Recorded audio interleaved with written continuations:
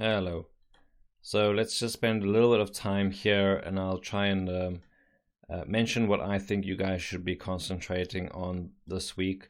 Obviously, we did end up covering quite a few different aspects of the EMP.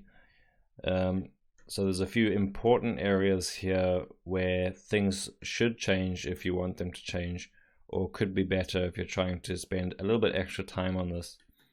So for starters, we had to obviously get our initial spheres working well in terms of animation.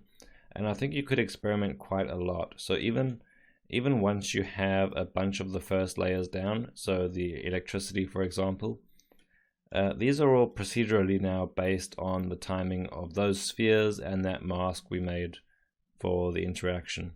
So if you spend a bunch of time even at this point, so at the end of the week, changing the sphere animation for one, or maybe increasing or decreasing the amount of spheres involved completely, can really take this in a new direction. So I would highly recommend experimenting with the overall amount of spheres, how fast they travel, stuff like that. Next thing obviously is the electricity being quite a big one. So depending on where you end up with the amount of spheres and how fast they are, the electricity is probably going to feel like either too much or too little. It's already slightly too much for me on this one, but the nice thing is we get a good chance to see interaction with the environment.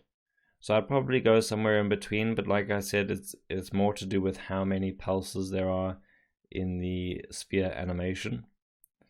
But the other thing is you could just add electricity to the drone or spend more time on high detail electricity. There's an aspect that we don't really cover, which is the anticipation. So making sure that the drone, there's an effect surrounding it before the first EMP blast happens.